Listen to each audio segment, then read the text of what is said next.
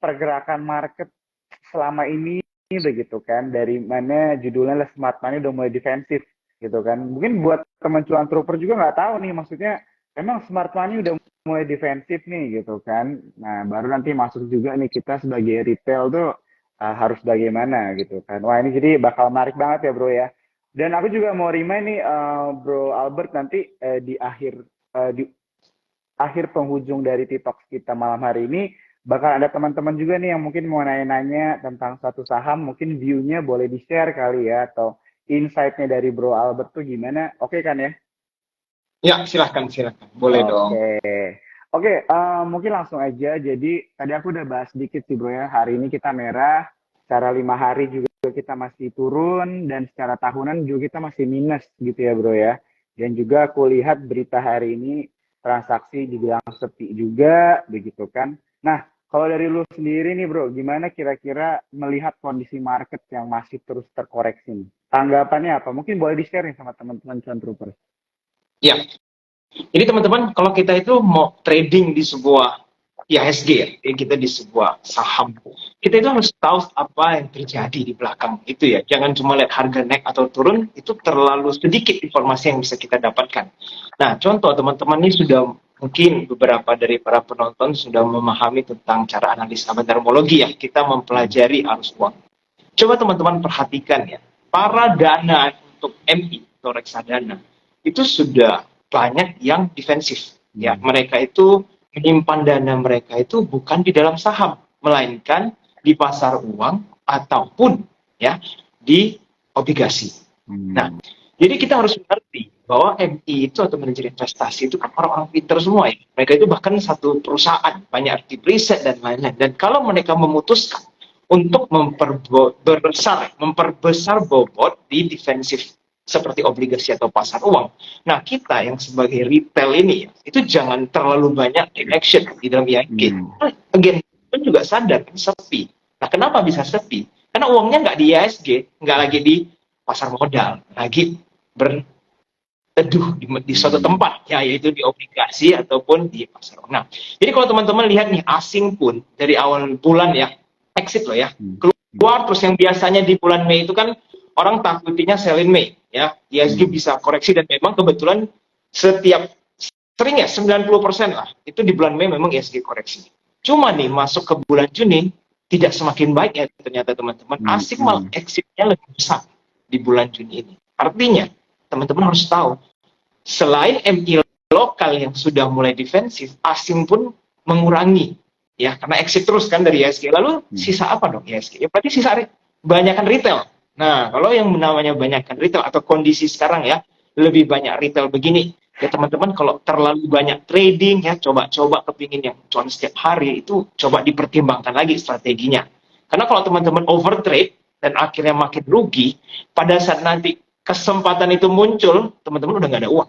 Yang lain udah asik nih re-entry the market, cash-nya tebel sekali, profit tinggi, teman-teman either nyangkut, ya kan nggak mau cut loss tuh retail, biasa kan nggak di cut loss, udah nyangkut, amunisinya udah habis atau kebanyakan cut loss. Jadi sehingga pada saat market sudah mau rebound, teman-teman secara psikologis juga udah nggak sehat. Kenapa? Takut kan, cut loss banyak. Jadi pada saat benar-benar udah memasuki bull, teman-teman malah ambilnya sedikit-sedikit karena masih trauma gitu ya. Nah, jangan sampai seperti itu. Kita ikutin aja the big player itu ngapain, kita always follow the money.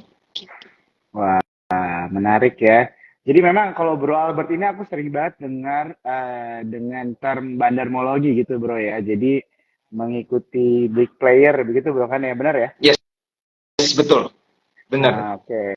Jadi mungkin buat teman-teman Cuan Troopers juga mungkin yang belum tahu maksud dari smart money itu apa tuh bro? Itu maksudnya bandar kah atau market mover mungkin bahasanya, atau gimana tuh kalau misalnya smart money dijelaskan?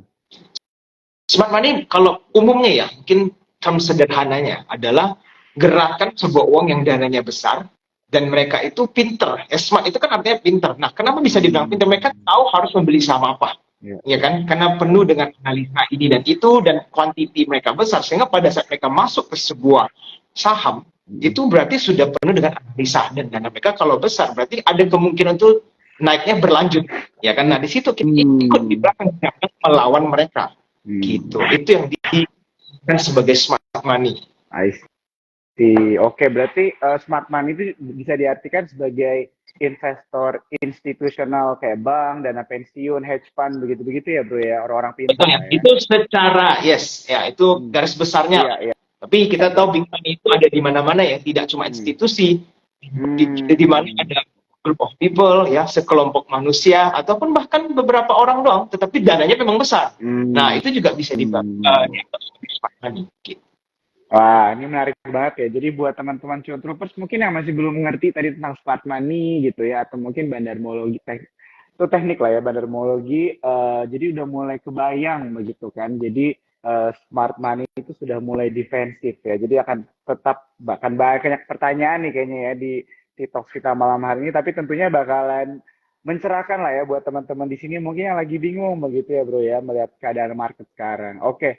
Kalau misalnya kita mungkin bahas sedikit tentang sentimen gitu bro ya kan jadi tadi Bro Albert udah mention begitu ya istilahnya IHSG merah and then apa istilahnya em, market mover udah mulai defensif dan udah ada beberapa yang melepas juga gitu ya hengkang bahasanya. Nah kira-kira ada sentimen-sentimen apa sih bro yang sedang terjadi gitu mungkin yang secara garis besarnya aja gitu yang perlu teman-teman cuan tropos itu perhatikan juga gitu. Oke, mungkin yang paling dekat ya untuk kita lihat skop nasional itu adalah pemilu. Ya Hmm. kampanye kan sudah Hmm. dan pemilu itu tuh next year. Jadi keadaan seperti ini bikin para pelaku pasar itu lebih banyak wait and see pastinya. Nah, kalau dari sisi yang wait and see ini makin banyak jumlah dananya, berarti kan market punya pergerakan akan semakin minim. Dan kalau volume ya, kita anggap itu sebagai volume itu kecil, maka kalau asing keluar sedikit itu ya langsung tumbang. Ya kan hari ini asing keluar sedikit aja, tapi karena memang teman-teman lihat sepi, ISG langsung turunnya lumayan gitu. Beda kalau misalkan volumenya 10 triliun lebih transaksi per hari kan. Jadi lokalnya pun ya masih ada buy on weakness lah mungkin untuk menjaga beberapa harga kan. Tapi karena udah sepi, MI-nya juga dananya nggak ada di IHSG, berarti kan mereka bukan ready cash untuk serok Samura, mereka lagi tunggu loh di dalam money market atau obligasi. Jadi kalau turun ya udah nggak ada yang tahan. Nah kalau teman-teman yang retail yang dananya kecil nyoba-nyoba buat nahan, kalau kena tenggelamin sahamnya ya ruginya akan banyak. Kan kita nggak mau ya terus-terusan rugian cut loss gitu. Jadi ya kalau untuk dari segi lokal mungkin lebih banyak karena wait and see kampanye ini ya yang sebentar lagi ya kita udah mau sampai nih pas ada Q3 nih ya bro ya jadi bentar lagi Q4 nah ini udah semakin intens lagi jadi akan lebih banyak yang wait and see jadi teman-teman ya jangan terlalu banyak trade sendiri asik sendiri dengan retail-retail yang lain kita harus mengikuti pergerakan smart money yes seperti itu.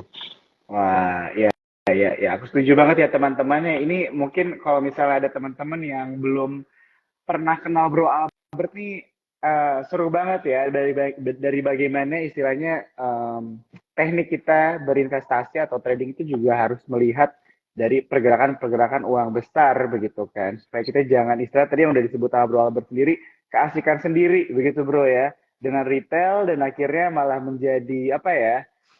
Senjata makan tuan lah ya sama kita sendiri gitu kan.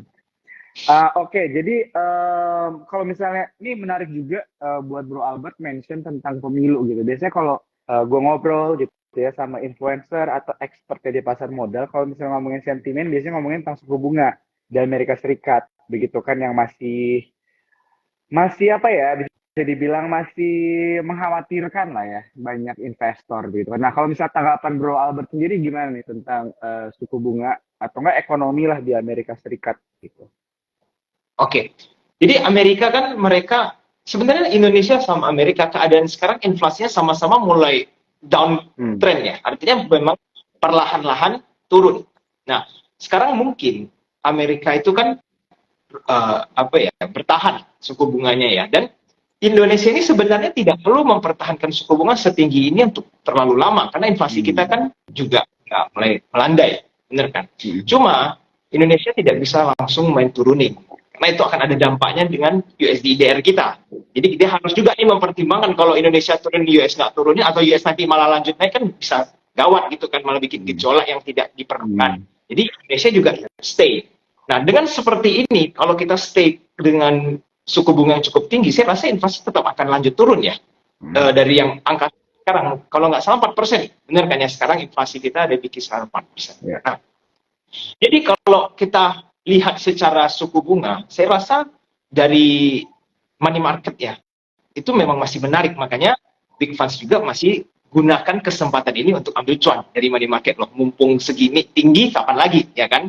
Nah, nanti pada saat sudah mulai turunin suku bunga, nah itu baru mereka akan lebih berani nih ambil resiko karena suku bunga sudah tidak semenarik itu. Jadi justru teman-teman, mumpung keadaan seperti ini di mana instrumen yang cukup defensif itu memberikan return yang tinggi, kita itu kan harus mengutamakan kita punya aset dulu ya, bukan siapa lebih cepat cuan. Itu paling banyak kesalahan retail yang lakukan ya. Saya nih kepingin cuan 100% 3 bulan, jadi saya harus pilih saham-saham makin lama makin gorengan nih. Karena kan mikirnya kalau saham gorengan bisa naik nih 30%, 100% dalam beberapa bulan. Atau bahkan scalping nih, untung 30% sehari. Mikirnya kan gitu. Akhirnya apa? Nggak dipikirin nih aset-asetnya ini makin lama makin susut gitu kan. Karena nyangkut lah, cut loss, dan lain-lain. Padahal di depan mata kita ini suku bunga tinggi. Returnnya bagus, bahkan ada obligasi yang income yang returnnya kuponnya cukup tinggi. Nah, itu kan risknya kecil sekali. Dan kalau teman-teman very low risk, dapat return, anggap nih, di atas 5% atau 6%, loh, kenapa nggak diambil? Kapan lagi ya? Kita kan udah memprotect aset, nomor satu rule kan protect the aset nih. Dapat return 6% lagi contoh. Wah, itu menurut saya ya harus ambil. Kenapa kita mencoba surfing di dalam IHSG yang keadaannya tidak menentu gitu. Oke, wah menarik ya teman-teman ya jawabannya. Thank you banget Bro Albert. Ini aku mau confirm dulu sebentar, suaraku jauh ya? Agak kecil ya, emang sedikit agak kecil nih. Oke, sebentar ya kalau gitu, sebentar. Harus di ini. Kalau sekarang gimana? Aman ya? Sudah oke. Oke. Ya, thank you banget ya Bro Albert untuk jawabannya. Jadi kalau misalnya dibilang sekarang itu untuk pasar modal, apakah ini masih momen wait and see atau misalnya ada nih opportunity yang bisa diperhatikan sama cuan trooper? Soalnya kalau misalnya dari yang Albert jelaskan, kesannya seperti bisa dibilang pasar uang atau bahkan obligasi lebih menarik begitu kan? Oke. Jadi kesempatan itu pastinya ada ya, cuma mungkin tidak sebanyak 2 tahun yang lalu, di mana teman-teman opsi itu banyak, saham yang kasih cuannya itu juga bisa banyak pilihan. Nah sekarang itu akan semakin mengkerucut ke saham-saham defensif, mungkin seperti konsumer ya, saham-saham defensif seperti ini di mana mereka membagikan dividen kan cukup stabil ya, lumayan besar juga.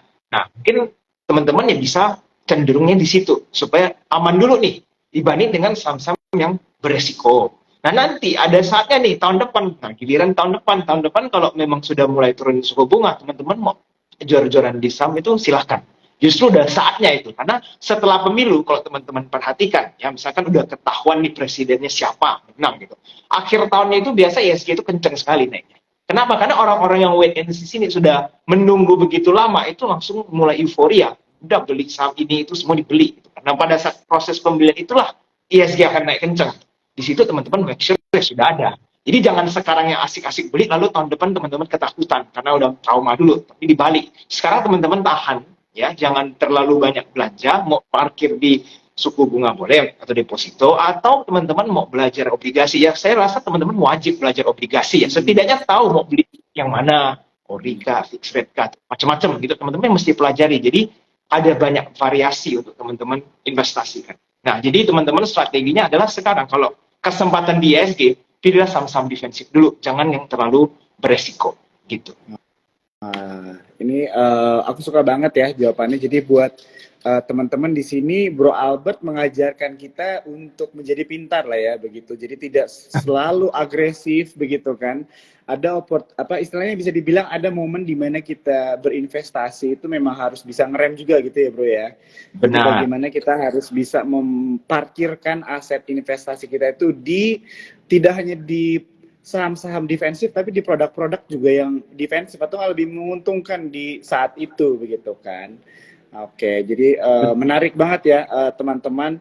Thank you banget Bro Albert. Di sini aku mau ingetin ya buat teman-teman semua kalau misalnya ada pertanyaan seputar saham atau apapun tentang topik kita malam hari ini boleh ditanyakan. Nanti kita kumpulin di menjelang akhir T-Talk malam hari ini, nanti kita akan pilihin ya satu-satu ya untuk pertanyaannya.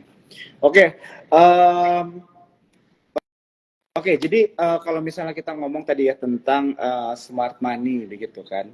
Balik lagi nih bro ya, kita ke topiknya mengenai smart money udah mulai defensif begitu kan. Nah ini mungkin bisa dijelasin lagi nggak bro, lebih detail lagi nih. Maksudnya smart money semakin defensif itu apa sih? Jadi apa yang mereka lakukan istilahnya di pasar modal atau mungkin di produk investasi lain yang teman-teman cuan troopers malam hari ini perlu tahu nih, maksudnya gimana sih?